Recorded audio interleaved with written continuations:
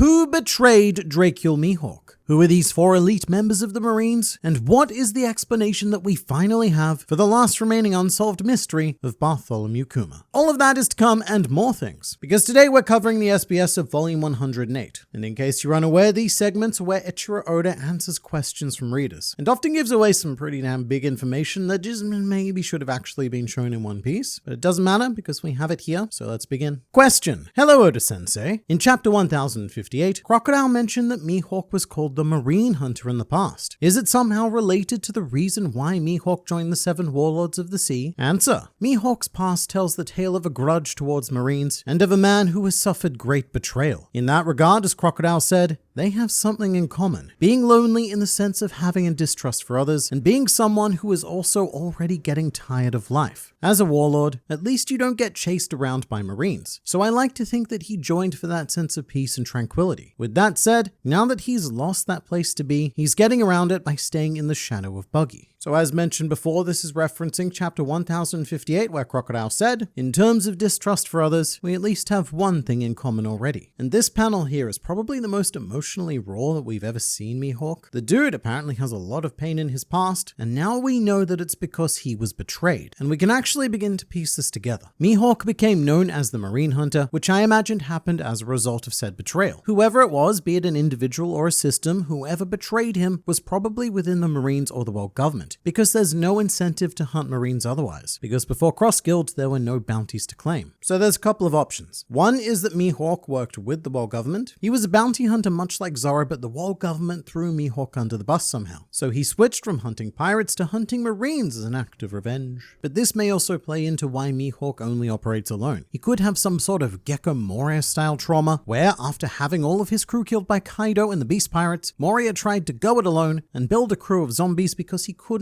bear the pain of losing anyone ever again. The difference being that Mihawk was strong enough to skip that step. Dude probably never even needed a crew to begin with. And really, Mihawk could have been a pirate who was inspired by Roger like everyone else. I mean, he was at Roger's execution. Mihawk could have even been a captain, but perhaps one or even several of his closest Nakama turned out to be undercover Marines who betrayed him, which is not at all unheard of. The Marines are very, very sneaky and quite effective when it comes to infiltrating pirate crews. And afterwards, a furious Mihawk decided to dedicate his strength to purely hunting Marines to try and make his pain go away. But no matter how many Marines he defeated or killed, it never got any better. Over the years, the feeling dulled and Mihawk became apathetic. However, by that point, he was the #1 enemy of the Marines due to all of the hunting it is that he did. So when the Warlord system came up, Mihawk took that offer in a microsecond because the dude was just tired. What this does do though is very strongly highlight the Shanks relationship, because Mihawk trusts Shanks. And after whatever he's been through, that is a pretty massive thing. And it's all the more appropriate to now have Mihawk as a member of Cross Guild, one of the people upholding the new Marine bounty system, a position that he may not have been in were it not for the scandalous betrayal against him. I'm really hoping that this isn't what we get in place of a Mihawk flashback. I do think that Oda has been vague enough, and it sounds like he's saving the actual story for the manga. This isn't like the Zoro situation where Oda just up and drew a detailed family tree with everyone's names. But the biggest question I want answered is how Mihawk became the world's greatest swordsman and who he beat to take the title. Or who knows, maybe it's like Roger and the Pirate King title. Mihawk took the art of swordplay so far that the world's greatest swordsman had to be invented for him because he was so far and above everyone else. But the best news of all is that I cannot help but love that Oda said that Mihawk is hiding in Buggy's shadow.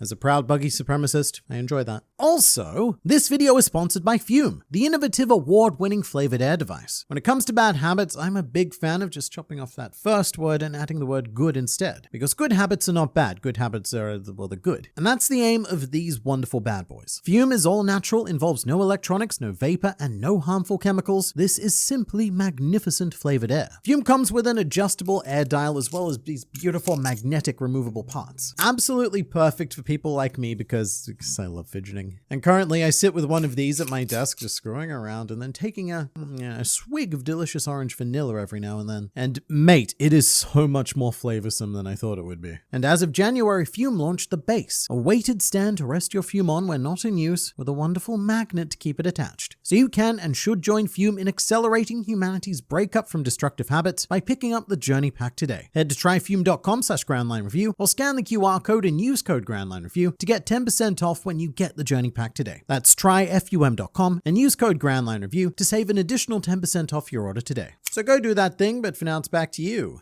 me. About the objection in the Marine classroom. Please tell me who's the female Marine officer who told off Garp that all lives are equal. Answer, and I'm going to paraphrase this one. This is referencing chapter 1088. In the flashback, Garp is teaching Kobe and the rest of his students about sacrifice. So he poses the question of who do you save? An old man or a baby? And Garp pretty casually says it's the old man, of course, which then ties into him being left on Hachinosu, but there's a woman there who beats him with a bat as a result of that answer, and this is Vice Admiral Hototogisu. She's part of Vice Admiral Suru's squad, and despite holding the same rank, she is indeed the subordinate of Suru. Hototogisu was first seen in chapter 766 when she and the rest of Suru's squad were deployed to Swallow Island due to a flamingo-based threat. So not a lot of people know this, but Suru has a rich history with Doflamingo. We've only ever gotten little hints here and there, but Doflamingo was like Suru's Roger, in the way that Garp spent his career trying and failing to capture the eventual Pirate King until he eventually turned himself in. Suru spent much of her career fixated on Doflamingo until he eventually blackmailed the world government into becoming a warlord of the sea. In fact, the very first time we meet Suru in chapter 234 is fantastic because she's telling Doflamingo to be a quote good boy and stop being such a puppet prick. So much like Roger and Garp, they've been enemies for so long that they've developed this almost amicable nature towards one another. And they even have a very similar scene after Doflamingo has been captured. Suru goes to sit outside his prison cell, and it's framed in the same way as when Garp went to see Roger. And usually when someone's in jail, there's a distinct sense of power loss, but the way Oda portrays these scenes are like two sides of a coin. There's a level of begrudging respect between both sides. At the same time, a much higher level of animosity because, Doflamingo, he's no Roger. But it's a very fun dynamic, and look, it probably needs a whole video to properly go into all of the details. However, with Hototogisu, like many female characters in One Piece, she is named after a bird, in this case the lesser cuckoo, which is a trend that's particularly prevalent within the Marines. A lot of women are named after birds, and a lot of men are named after dogs, or have blatant dog-like qualities. But now I have the pleasure of introducing you to some even more special Marines. Marine headquarters has its own hierarchy in the world of chefs and cuisine, with the 4 top spots being designated as the Yonryoricho, which literally means 4 head chefs, but more accurately in English, you could call them the Yoncooks, which is a bilingual pun of Yonko meaning 4 emperors. So these guys are basically the 4 emperors of cooking in One Piece, and Oda chose to reveal one of them to us, being Winter Cuisine Komakov. He's currently part of the siege on Egghead Island, and the reason why he was sent is because Saint Saturn was there, and his palate simply could not be satisfied by anything less than an emperor of cuisine. And I imagine he was also chosen because Egghead Island is a very cold island, so we need the winter cuisine guy. But his image kind of reminds me of the silhouettes that we had of the original 4 emperors. Like, I think that this guy looks more like Big Mom than Big Mom turned out to look like. And we can assume that the other 3 Yoncooks cover spring, summer, and autumn cuisine. And as much as everyone wants Sanji to fight a Marine Admiral because hype and etc., I would honestly trade that to see him having a cooking battle against all 4 Yoncooks. Oda had something to say about the island of Hachinosu in this SBS as well. He mentions how there are no traditional civilians on Hachinosu, and all of the local establishments are run by former criminals. And even though the island is lawless, there is still a social code that gets followed. So there's a lot of historical islands that occupied similar roles in the 1600s, which conveniently enough, most people would know about the 2 major ones being Tortuga and Port Royal, mostly because they were featured in Pirates of the Caribbean. These 2 cities became known as pirate utopias, in much the same way that Hachinosu is called the pirate paradise. And fun fact, Port Royal in particular was historically subject to incredibly severe tsunamis and earthquakes, which Oda may have taken inspiration from because Blackbeard, the overlord of Hachinosu, now has the ability to perform both of those acts quite casually. Alright, this is what I've been waiting for. We finally have an explanation for Bartholomew Kuma's bear ears. This is the one question I was left asking after Kuma's flashback, because not only is it never explained, but Kuma's bear ears never even mentioned by anyone who meets him. And there were theories that he was part mink, and also that this may be an inherited trait from the Buccaneer race. And look, neither of those were anywhere near close, because it turns out that these bear-like ears are just bed hair. Very, very well sculpted bed hair. And yeah, that's the end of that decade-spanning mystery. Now we move to a segment that I like to call Be Careful of What You Ask Oda to Visually Depict. So we already have a rather large collection of anthropomorphized objects, mostly being swords that have been drawn in human form by Oda, and this time around we have Ace, Roger's sword, sword. And it's like a crazy, far too realistic combination of Queen, Kizaru, and Fukurokuju all crammed into one very unfortunate being. And I don't know why, but I guess what I would have been expecting was pretty much just to see Ace with a sword hat. Do you think this image is the son that Roger pictured in his head when he decided to procreate? Do you think this is what he was trying to manifest into existence? I think so. I think that it was Roger's goal to bring this dude into the world. And I should also give the standard reminder that Roger named his son after his sword and not the other way around. It was the metal that came first, and evidently it is the metal that is much more important. And now we have an inquiry regarding one Emporio Ivankov. One reader's thought process was very similar to mine with Ivankov, because during Kuma's flashback, a young Emporio Ivankov was a second away from eating what would go on to become Kaido's devil fruit. And that actually inspired me to make a whole video on what would have happened if Ivankov got the dragon fruit, and for fun I also gave Kaido Ivankov's devil fruit. But this reader wanted to know what Ivankov would have looked like in that full beast dragon form, to which Oda obliged, and I have to say, it's pretty amazing. I want it noted that even in this reality, Ivankov's head doesn't transform into a dragon. So that's the one thing my artist and I got wrong about our renderings, and as it turns out, there is no force in this world that can deny Ivankov's face, and we were, quite frankly, foolish to make the assumptions that we did. But otherwise, I think we were pretty spot on. And to cap things off, we're going to make the pun again. Emporio Ivankov puts the drag in dragon.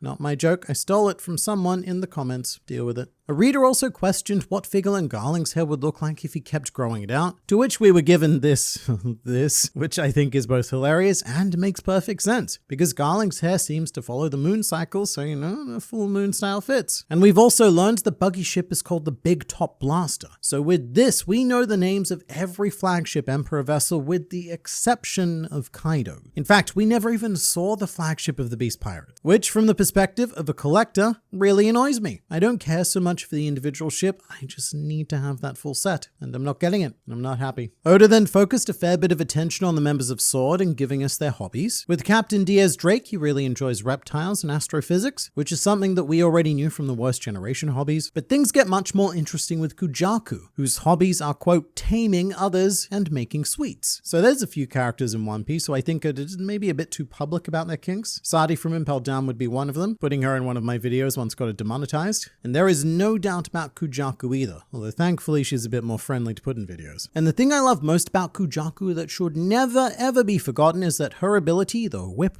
root, works on objects as well. And there was this part on Hachinosu where she was essentially doming buildings into a tactical formation. And you know what? I also imagine that she uses the sweets she makes to lure people into tame. Meanwhile, in his spare time, Prince Gru enjoys camping alone and dancing, which may or may not also be alone, it doesn't say. Although if it's not alone, I imagine that he, Django, and Full Body would get along quite well. With Kobe, he's into sea fishing and training, a very boring but efficient and honest boy. And this is a reference back to his introduction, because it was his fishing hobby that got him caught on Alvida's ship for 2 years. Kobe and Zoro, they don't have a lot in common, except that they both got on the wrong ship. Moving to Hibari, she enjoys photography and pouch collecting. A photographer, I think, makes far too much sense. Hibari is a sniper, so her whole thing is very much about looking in from the outside. And I would bet ever so many units of sweet cash money that Hibari has a creepy stash of Kobe photos that were taken without his knowledge or consent. Photos of him training, eating, showering, etc. And as for Helmeppo, his hobbies are fashion, going for walks, and eating, just eating in general. Helmeppo being interested in both fashion and walking is a perfect combination because he belongs on a catwalk. Say whatever you want about his stupid face design, but this dude can put together and pull off an outfit better than almost anyone else in this series. Question: is Morgans a flightless bird from the mink race? Answer: right. There are no bird species among the mink race. The mink race is composed of animal humanoids with fluffy hairs. With that said, Morgans ate the bird fruit model Albatross, who is always in his human bird form. I wonder what he really looks like in his human form. So there's no birds in the mink tribe because I believe that minks are all mammals and birds are, well, they're not that. But this is a strange situation here because we've now started to double up on information. The fact that Morgans is a human devil fruit user was revealed in the One Piece Vivier card data book, I think years ago at this point. But One Piece is a franchise so big and it's so hard to keep track of all of the information and where it all comes from, which is more often than not from the manga itself. And so I guess we've now gotten to the point where we need to reiterate certain facts across sources because there are people who clearly don't go out out of their way to consume all of this obscure content. I like to refer to them as perfectly normal human beings with things to do in their lives, not me. But Oda does give us a nice tease though by asking the question of, I wonder what he really looks like in his human form. And look, if you're not familiar with, I guess we'll call them Odarisms, whenever he asks a question in response to a question, it means that he plans on answering that question in the future. Because Echiro Oda, he's a nice guy. He wouldn't tickle your balls and leave you itching. So rest assured that there is a nice satisfying scratch incoming. We now have a new named character. This is the Narya, and she was the one hugging Shanks in chapter 1079 when we were introduced to his Grand Fleet. The one who Shanks told to get off, specifically to get off him, that is, not well, you know. And her epithet is Kindled Lunaria, allegedly because she's known for firing things up, and this has also been translated as Catching Fire Lunaria. Her backstory is quite familiar because we've kind of seen it before. Shanks saved her life when she was a kid, which inspired her to become a pirate, so she did that, and now her crew were known as the Night Butterfly Pirates. So she's another lesser Luffy, and her catchphrase is, I will follow Shanks. So maybe she's the Shanks equivalent of Bartolomeo and Carabo, another Emperor fanboy, or I guess fangirl. And I was about to say that only leaves Buggy without a hardcore fan, but his entire crew are all Bartolomeo level fans of Buggy. Interesting that we only get her name though, because there are so many pirates Oda drew in that chapter, and so few of them were named.